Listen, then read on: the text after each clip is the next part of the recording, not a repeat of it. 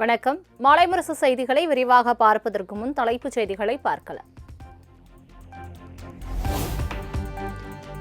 துபாயில் தேஜஸ் விமானம் கீழே விழுந்து நொறுங்கிய விபத்தில் உயிரிழந்த விமானியின் உடலை பார்த்து கதறி அழுத குடும்பத்தினர். துப்பாக்கி குண்டுகள் முழங்க முழு ராணுவ மரியாதையுடன் சொந்த ஊரில் தகனம்.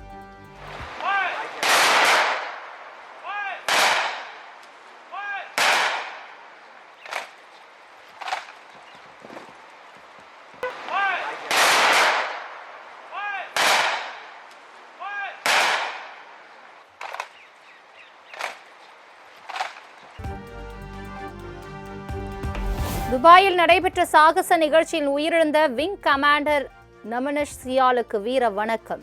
கோவை சூலூர் விமானப்படை தளத்தில் பணிபுரிந்த அவருக்கு தமிழகம் தனது அஞ்சலியை செலுத்துவதாக முதலமைச்சர் மு க ஸ்டாலின் எக்ஸ் தளத்தில் பதிவு.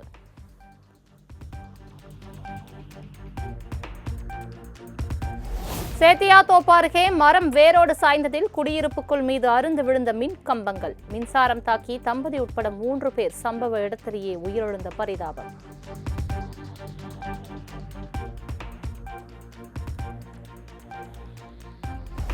தென்மேற்கு வங்கக்கடலில் வரும் 25ஆம் தேதி குறைந்த காற்றழுத்த தாழ்வு பகுதி உருவாக வாய்ப்பு. இந்திய வானிலை ஆய்வு மையம் கணிப்பு.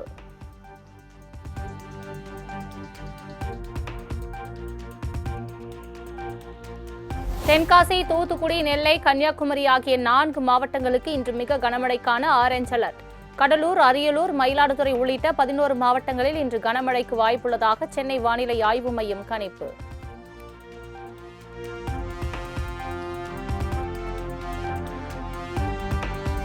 மயிலாடுதுறை, திருவாரூர், நாகை, தஞ்சாவூர் உள்ளிட்ட 11 மாவட்டங்களில் நாளை கனமழை பெய்யக்கூடும். காரைக்கால் பகுதிகளிலும் கனமழை பெய்ய வாய்ப்புள்ளதாக சென்னை வானிலை ஆய்வு மையம் அறிவிப்பு.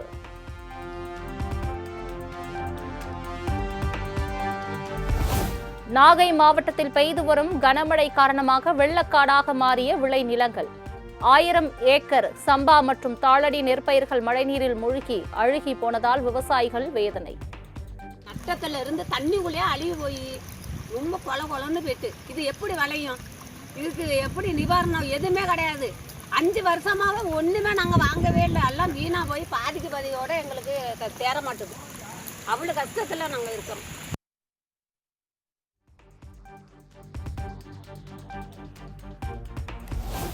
தொடர் கனமழை காரணமாக திருத்துறைப்பூண்டி அருகே 2000 ஏக்கர் சம்பா நெற்பயிரில் நீரில் மூழ்கியது. மழைநீர் வெளியேற வழி இல்லாததால் செய்வதறியாது பரிதவிக்கும் விவசாயிகள்.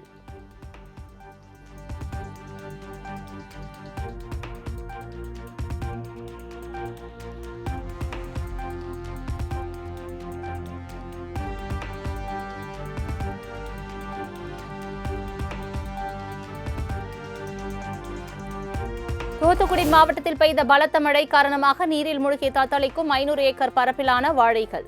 செய்வதறியாது திகைத்து நிற்கும் விவசாயிகள்.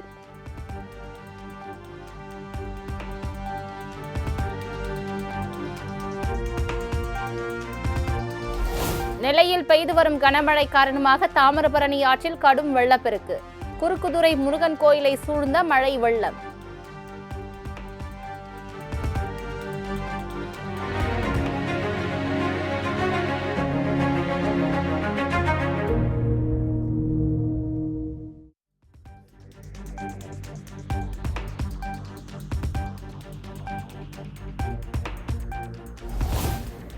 ஞாயிற்றுக்கிழமையான இன்று கன்னியாகுமரி திருப்பரப்பு அருவியில் குவிந்த சுற்றுலா பயணிகள்.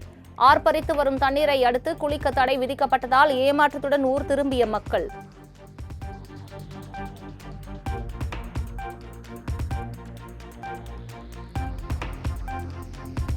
தென்காசி மாவட்டத்தில் கொட்டி தீர்க்கும் கனமழையால் பொதுமக்களின் இயல்பு வாழ்க்கை பாதிப்பு. புதுக்கோட்டை, ஈரோடு உள்ளிட்ட மாவட்டங்களிலும் கனமழை.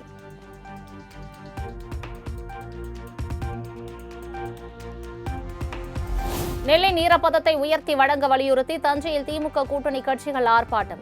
மத்திய அரசை கண்டித்து நடைபெற்ற போராட்டத்தில் 100க்கும் மேற்பட்டோர் பங்கேற்பு.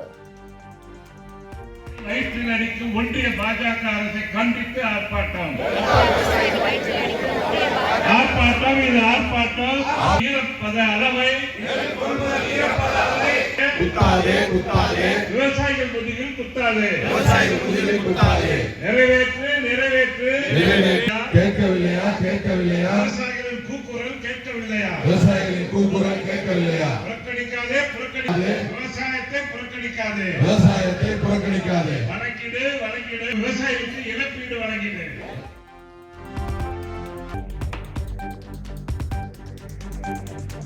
2026 தமிழகத்தில் கூட்டணி ஆட்சி அமைவது குறித்து கட்சி தலைவர்கள் தான் முடிவெடுப்பார்கள். குடும்ப ஆட்சி வேண்டாம் என்பதே தமிழக மக்களின் நிலைப்பாடு எனவும் அண்ணாமலை பேட்டி.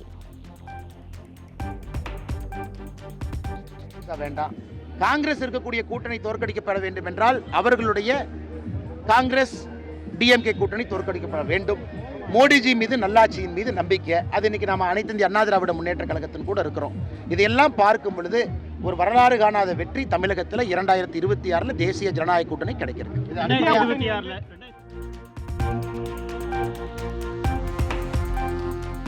தன்னுடன் இருப்பவர்கள் யாரும் தற்குறி இல்லை என ஆச்சரிய கூறி காஞ்சிபுரம் மக்கள் சந்திப்பு நிகழ்ச்சியில் விஜய் ஆவேசம். தற்குறின்னு சொல்றீங்கல்ல, இந்த தற்குறிகள்லாம் ஒன்னா சேர்ந்துதான் வாழ்நாள் பூரா விடையை கண்டுபிடிக்காத முடியாத அளவுக்கு உங்க அரசியலே ஒரு கேள்விக்குறியாக்க போறாங்க.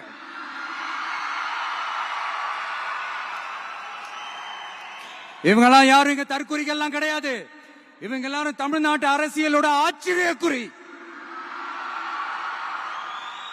இவங்க எல்லாரும் தமிழ்நாட்டு அரசியலோட அந்த மாற்றத்திற்கான அறிகுறி.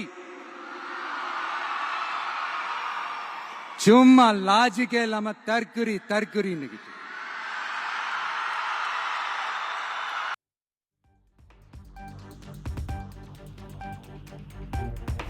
திமுகவை இன்னும் விமர்சிக்க ஆரம்பிக்கவே இல்லை, அதற்குள் ஏன் இந்த அலறல்? அடுத்தடுத்து தாவேகா குறித்து விமர்சித்து வருவது ஏன் என்றும் விஜய் சரமாரி கேள்வி. ஆசையா பாசமா சாஃப்டா தான் சொன்னோம், அதையே நீங்க அதிர்ச்சியா எடுத்துக்கிட்டீங்கன்னா அதுக்கு நாங்க என்ன பண்றது? அதே நீங்க விமர்சனம்னு சொன்னீங்கன்னா நாங்க என்ன பண்றது? இன்னும் நாங்க விமர்சனம் செய்ய ஸ்டார்ட் பண்ணவே இல்லையே, இன்னும் நாங்க அடிக்க ஸ்டார்ட் பண்ணவே இல்லையே, அதுக்குள்ள அலர்னா எப்படி?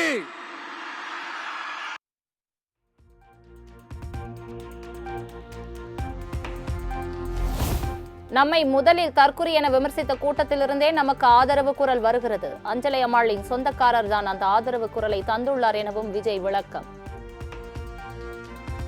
டிவிகேக்கு சப்போர்ட் பண்ற கோடிக்கணக்கான லட்சக்கணக்கான மக்கள், நம்மளுடைய நண்பா நண்பிகள், நம்மளுடைய ஜென்சி கிட்ஸ் எல்லாரையும் தற்குறிகள்னு சொல்லி வாங்கி கட்டிக்கிட்டு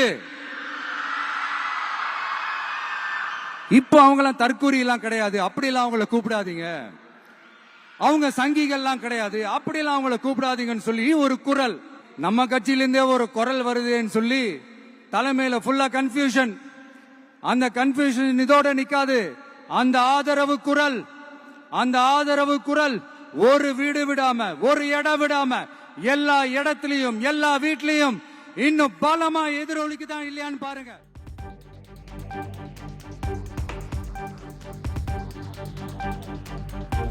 திமுகவினர் அண்மையில் நடத்தியது அறிவு திருவிழா அல்ல, அவதூறு விழா. மக்கள் சந்திப்பு நிகழ்ச்சியில் தாவேகா தலைவர் விஜய் காட்டம். இப்ப ரீசெண்டா அறிவு திருவிழான்னு ஒண்ணு நடத்தினாங்கல்ல, சாரி அவதூறு திருவிழா.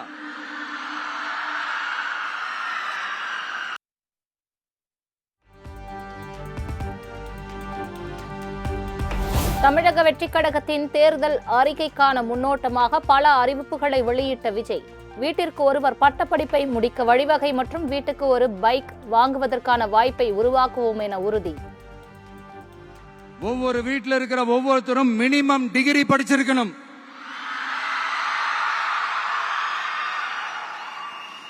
ஒவ்வொரு வீட்டிலையும் குறைந்தபட்சம் ஒருத்தருக்கு நிரந்தர வருமானம் கிடைக்கணும். அதுக்கான வேலை வாய்ப்பை உருவாக்கணும். அதுக்கு தகுந்த மாதிரி கல்வியில பாடத்திட்டத்தில் சீர்திருத்தம் செய்யணும். எல்லாருக்கும் நிரந்தரமான வீடு இருக்கணும்.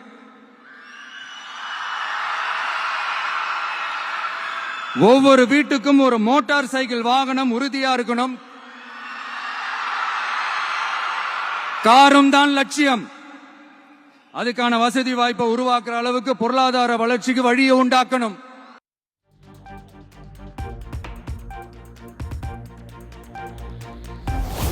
தமிழ்நாட்டில் எஸ்ஐஆர் நடவடிக்கைக்கு எதிராக தமிழக வெற்றிக் கழகம் சார்பில் உச்சநீதிமன்றத்தில் மனு தாக்கல். எஸ்ஐஆர் பணிகளில் பல்வேறு குளறுபடிகள் நடைபெற்று வருவதாக குற்றச்சாட்டு.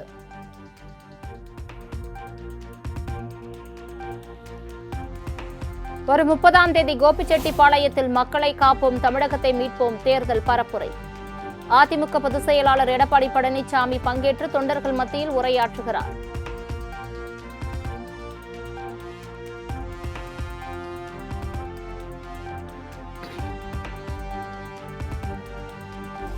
அதிமுக பொதுக்குழு கூட்டம் மற்றும் செயற்குழு கூட்டம் டிசம்பர் 10ஆம் தேதி கூடுகிறது. அதிமுக பொதுச் செயலாளர் எடப்பாடி பழனிசாமி தலைமையில் பொதுக்குழு மற்றும் செயற்குழு நடைபெறும் என அறிவிப்பு.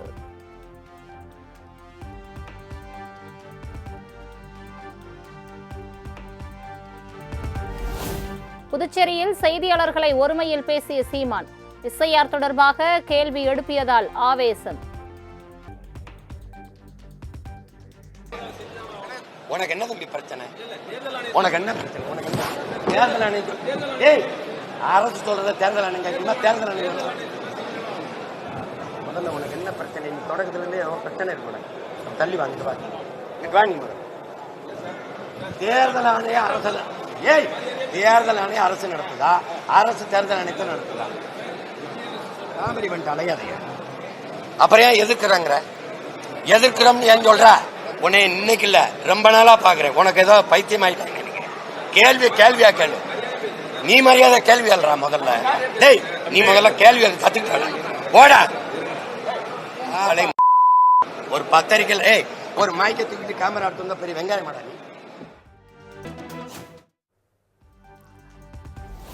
மெட்ரோ குறித்து திமுகவினரும் பாஜகவினரும் மாறி மாறி பேசி வருவதாக டிடிவி தினகரன் விமர்சனம்.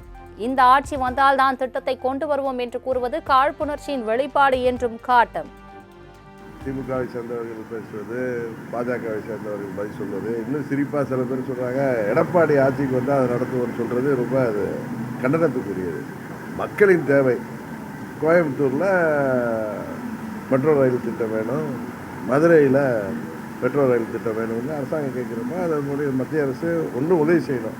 இல்லை நாங்கள் இந்த ஆட்சி வந்தால் செய்வோம்னு சொல்றது ஒரு காழ்ப்புணர்ச்சியோடு அணுகுவது போல இருக்கு.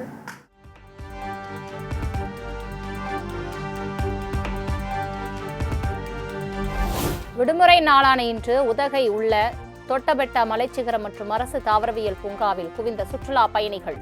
இதமான காலநிலை, வானுயர்ந்த மரங்கள் மற்றும் மலை முகடுகளை கண்டு ரசித்த மக்கள்.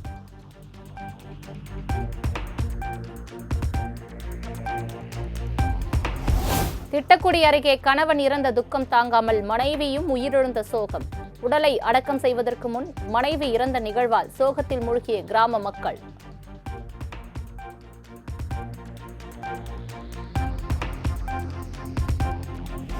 வேலூர் பேரணாம்பட்டு அருகே மலைப்பாதை வழியாக பிளைவுட் ஏறி சென்ற லாரி 50 அடி பள்ளத்தில் கவிழ்ந்து விபத்து. பல லட்சம் மதிப்பிலான பொருட்கள் உடைந்து சேதம்.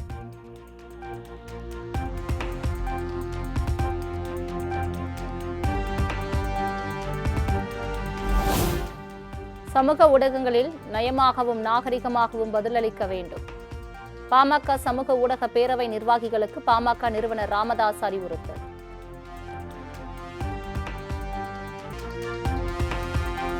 ஆரணி அருகே குன்னத்தூர் கிராமத்தில் வெகு விமர்சையாக நடைபெற்ற காளைகள் விடும் விழா. இலக்கை நோக்கி சீறிப்பாய்ந்த காளைகளை இருபுறமும் நின்று ரசித்த பார்வையாளர்கள்.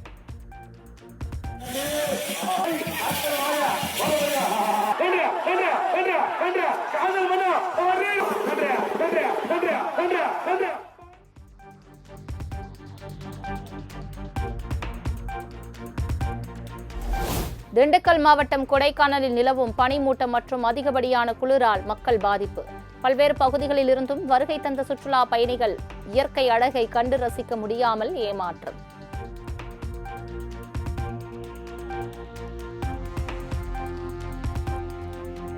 சேலம் மாவட்டம் தாரமங்கலம் மனைமேட்டில் ராஜமுருகன் ஆசிரமத்தில் உருவாக்கப்பட்டுள்ள முருகன் சிலைக்கு விமர்சையாக நடைபெற்ற கும்பாபிஷேகம். திரளான பக்தர்கள் பங்கேற்று தரிசனம்.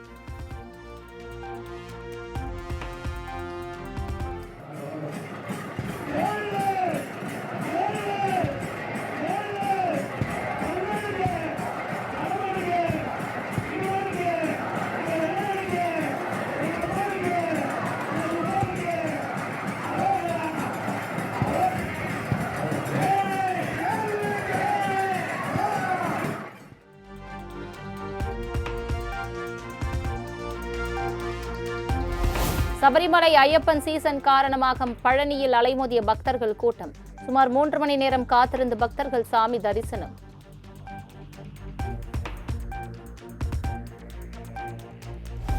திருவண்ணாமலை அண்ணாமலையார் கோவிலில் உள்ள பிடாரி அம்மன் சன்னதியில் நடைபெற்ற கார்த்திகை தீப திருவிழா. சிம்ம வாகனத்தில் எழுந்தருளி அருள் பாலித்த அம்மனை வழிபட்ட பக்தர்கள்.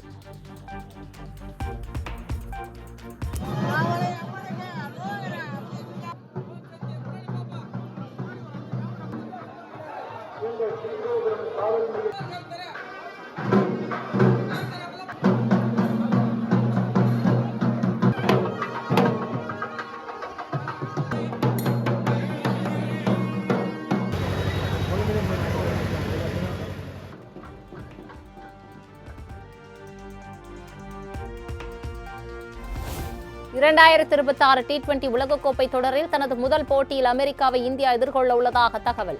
வரும் பிப்ரவரி 15ஆம் தேதி நடைபெறும் போட்டியில் பாகிஸ்தானை எதிர்கொள்கிறது இந்திய அணி.